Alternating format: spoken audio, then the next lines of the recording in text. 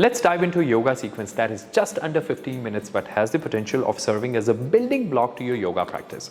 Why, you ask? Well, for many reasons. Apart from how it's going to make you feel when you're practicing the yoga sequence, it will educate you about a lot of topics that will come handy when you're trying to become more flexible. For example, the breathing patterns, how to breathe in and out when you're going from one pose to the other.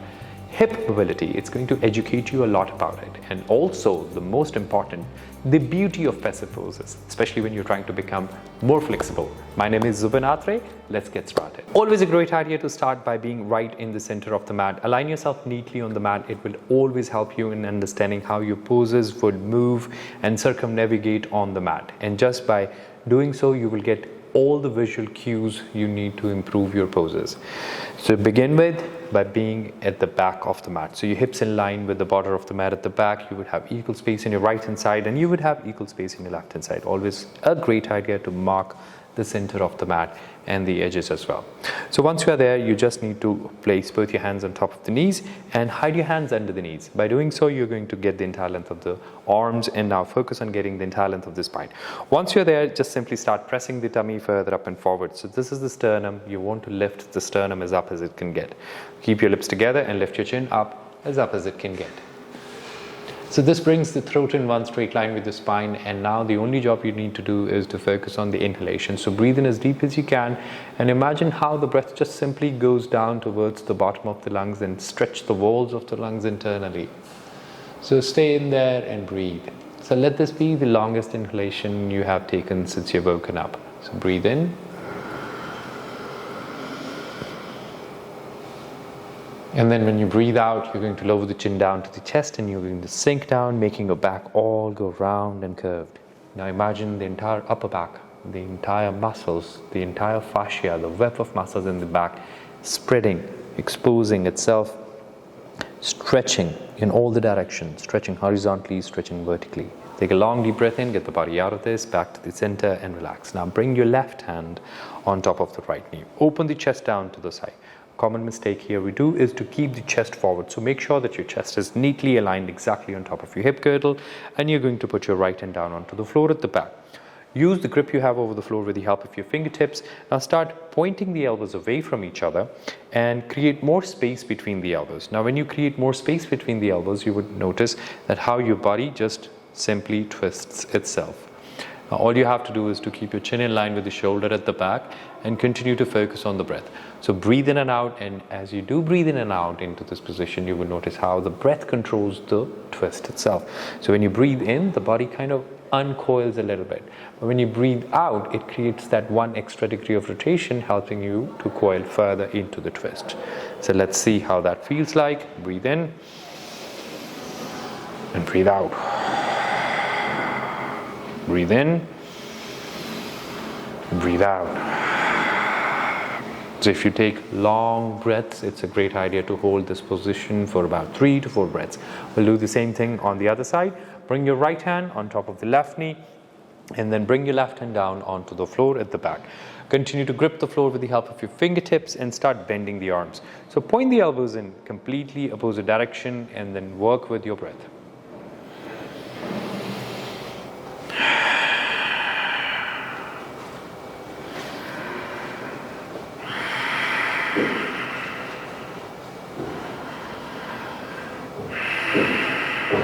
Breathe out and get the body out of this, back to the center and relax. Always remember that breath continues to move in and out. Avoid any kind of retention, because sometimes when we are in this pressure to perform a pose, we often tend to hold our breath, and that normally is held inside, and then we normally hear the sounds like so it's like a sudden outburst of the exhalation. Now, if you really did focus on the breath, remember that it's always about the sound of the breath. So how we normally say, like, keep an eye on this on your breath, it's actually not the eye you need on the breath. You can't actually see the breath, but you can very well hear the breath. And make sure that you are listening to the sound of the breath constantly. When you listen to the sound of the breath constantly, there's no way you'll be holding your breath then. And so continue to breathe in and out into the positions, and you would notice how that helps you to progress further into the positions and how it helps you to hold that gray area into the pose. So while you're holding the position, You're either breathing in or you're breathing out. There's absolutely no retention. Moving on to the next movement, you bring your right hand down by the side of the right hip, bring your left hand down by the side of the left hip, push into the floor. This is just to create the entire length of the spine. So imagine your buttocks are still down onto the mat, but you're lifting the skeletal part of it. You're just lifting the sit bones up. And by doing so, you kind of decompress your spine. You create a lot more vertebral spaces just by pressing. Very simple movement, but does amazingly well on the spine.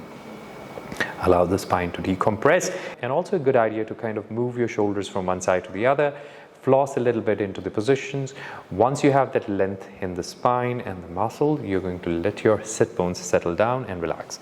Now, from here, we are going to now work on the glutes. So in order to work onto the glutes, start with your left foot. Now bring your left shin parallel to the border of the mat. Maybe not as wide as it was right in the beginning. So you're going to now just simply place your right foot exactly on top of the left knee.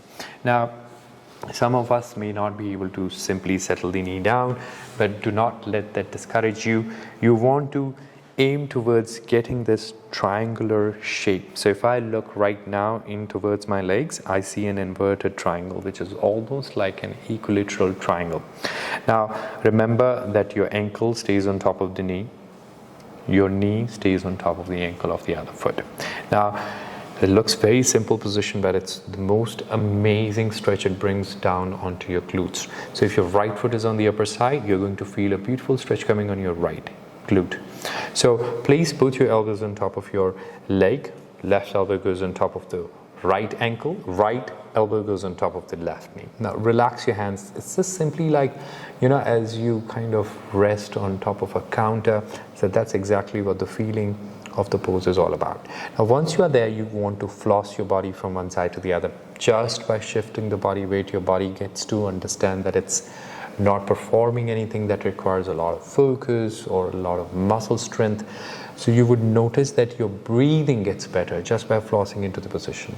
And also by shifting your body weight from one side to the other, you would notice how the stretches, it begins to kind of shift from one side to the other just by shifting your body weight. So it's an amazing key. Now you begin here, you kind of get your muscle, the glute, acquainted with the kind of stretch we are trying to work here. And then if you feel okay, go place both your hands in front. Spread your fingers open and wide. Now keep the arms parallel to each other and then start flossing back again. So shifting your body weight from one side to the other. And you will notice it continues to work on your hip, but also at the same time it is working on the lower back area. So the muscles supporting the spine in the lumbar region. Now get the elbows to point in, like pointing in, that means pointing towards the floor, and settle the elbows down onto the mat. Now it may look very simple because I just placed my elbows down. You may be far away today from the floor, which is perfectly fine. Do not let that discourage you. Just simply relax. So let's assume that you're here, a little bit here. You could just simply relax. All you want to do is to feel the weight of the spine towards the elbows, and they are settling you down towards the floor. And the last thing you would do here is to add the weight of the head. So you're going to bring your chin closer to the chest, relax. Continue to breathe in and out. And if you feel comfortable, continue to shift your body weight from one side to the other. You could also interlace your fingers behind your head to add even more weight. So bring your chin closer to the chest. Allow that to stretch the upper back muscles. Continue to breathe in and out. Then when you breathe in, you're going to look up. So keep the arms in a position like, it kind of reminds you of Sphinx. So your arms parallel to each other here. Now you want to reach further out with your fingers. So you kind of inch forward little by little. So shift your body weight from one side to the other again by flossing a little bit from one side to the other. And you notice how the stretch continues to become a lot more intense, a lot more impactful as you shift your body weight forward. So you're trying to slide your hands back towards the body, but at the same time your body doesn't actually slide anything, but it shifts the weight forward. Just by doing so, you would notice how your shoulders are coming closer to the knees. And you want to breathe out to curl your head in once again. So when you're this close to the floor, the sound of your breath is even more audible. So you just simply want to hold that position and then continue to listen to the sound of the breath. It's a beautiful pose. it is a beautiful example of what a passive position looks like in yoga. Just a reminder, I might have explained it in the videos earlier as well. A passive pose is a pose that doesn't require any kind of muscular strength. It just simply uses the weight of the body and the gravity, and it just does the job. All you have to do is to make sure that you're breathing in and out, a very comfortable breath, and it just begins to grow into the pose beautifully. The stretches just emerges, and then you will notice this is exactly when you work on the flexibility. Your muscles, they understand, your brain creates a better connection with the muscles, and your muscles will respond better. So if flexibility is your aim, especially the muscular flexibility, you want to focus on holding the poses for longer duration, and that's when all the passive positions would come in. Let's switch and do the same thing on the other side. So you're going to place the right foot down, place the left foot up on top of the right, and then settle the knee down. Exact same visual cues. You want to see an inverted triangle, almost an equilateral triangle. Common mistake would be to keep the leg here. It does look similar, but it's completely different. So if I actually try to go forward here, it's not going to work the way it is supposed to work. So we want to pin the joints down in certain positions. That's the beauty of the asanas. That's the beauty of this entire methodology, is to pin the joints and do not let the joints have that much mobility when you are there. So you would notice how we stack the joints, and it's all about giving that exposure to the muscle, to the fascia, and then combining the entire thing with the breath. So when you do that, you would see how your body begins to grow further into the poses. So again, same thing, we'll do the exact same movements, set of sequence with your elbows resting on top of the left leg, one on the ankle, the other on the knee. Shift your body weight back and forth, and then see how this impacts. Now again, what we need to understand is that every single human body is unique. So which means if I'm getting this stretch right now in my left glute, perhaps, you may not get the same stretch on the exact same spot. You may feel it differently, because we might have, there are X number of variable factors that will decide, like, how flexible your body is. And you may feel the stretch somewhere else, which is perfectly fine. So whichever is the limiting factor, whichever is the muscle that's struggling to stretch, will eventually give you that most classic pain of stretch. And that makes me talk about a completely different topic. In coming videos, we will also understand the types of pain that you would come across on a yoga mat when you're doing certain positions. Certain pains are okay. Certain pain would certainly be avoided. So just to quickly sum it up, you need to understand that a muscular pain is a good pain. Anything to do with the nerves, anything to do with the bones and joints is the pain you want to avoid. So as you understand the pain better, you would understand the poses better, and you would understand the execution of the movements, and you would understand the asanas better. Going to the next movement is when you will be bringing your elbows forward. So you bring the elbows forward, and then you put your hands down.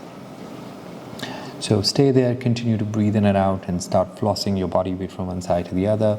You're going to lift the arms up higher, and then get the shoulders to move from one side to the other.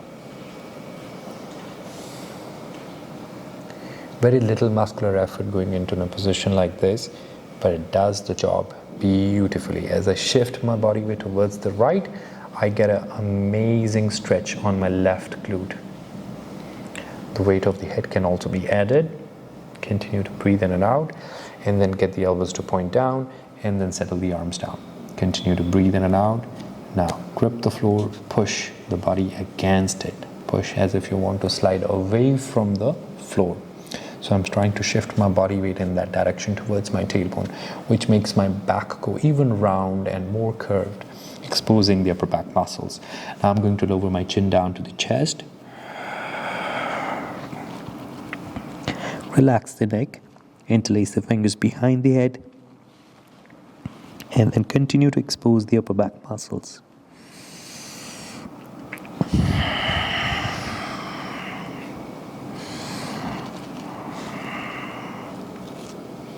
Breathe in, press into the floor, and slowly bring the body up. Now inch a bit further forward with your hands. reaching out with your fingers as far as they can get, letting the chest sink down a little bit further. Continue to breathe in and out, and then notice how this allows the muscles. Imagine you want to imagine that your body, the area you're working on, is made out of wax. It's like you're warming that wax up. You're kind of thawing those muscles. And this is exactly I'm feeling right now in my left hip. So I continue to breathe in and out. I will continue to inch my fingers forward little by little. It will then eventually bring my shoulders a bit further lower. The body has responded by now, and then you're going to settle the arms down further. Curl your head in and breathe.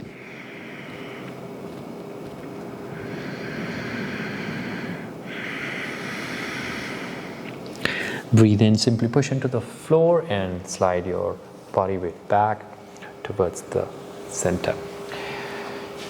Your right and your left would feel different. The flexibility levels, the strength levels are always different on the right and left. So some parts of your body you will feel more flexible. Maybe perhaps if you're left-handed, you would feel a bit more flexible on the right. If you're right-handed, you would feel a bit more flexible with the left part of the body, which is completely normal.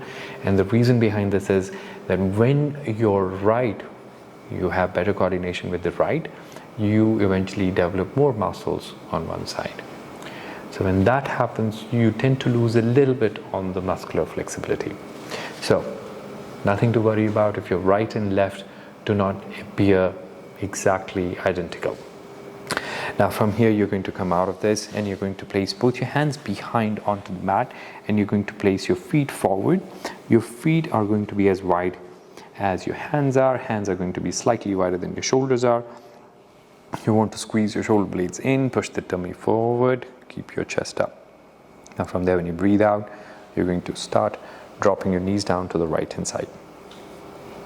When you do that, you notice how this helps you to stretch the front of the thigh. Continue to breathe in and out. You want to bring this one up and back, drop the legs down onto the other side. Breathe in deeper and slower. Keep pressing this knee down. Now, this is the knee that controls everything. So you press it down towards the left heel. Now, if you want to lock the knee further, you can always bring your left foot up on top of the right.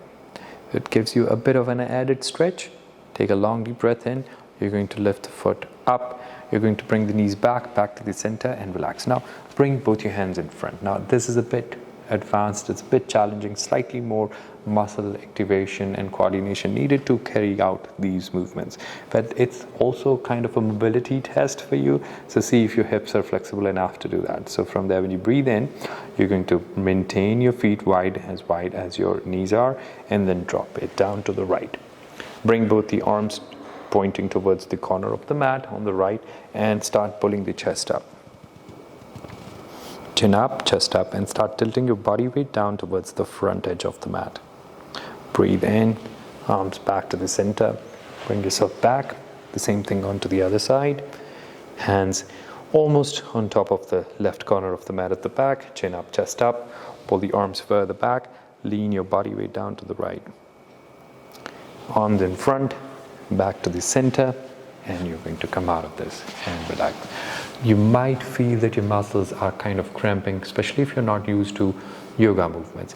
But this is something always your body will learn by repeating it. So if a pose, a certain area of movement in your body is not feeling very, let's say, very natural, your muscles will resist that a bit right in the beginning. But then again, if you continue to work on it, and if you make sure that you're breathing in and out a very comfortable breath through and through, you'll be good.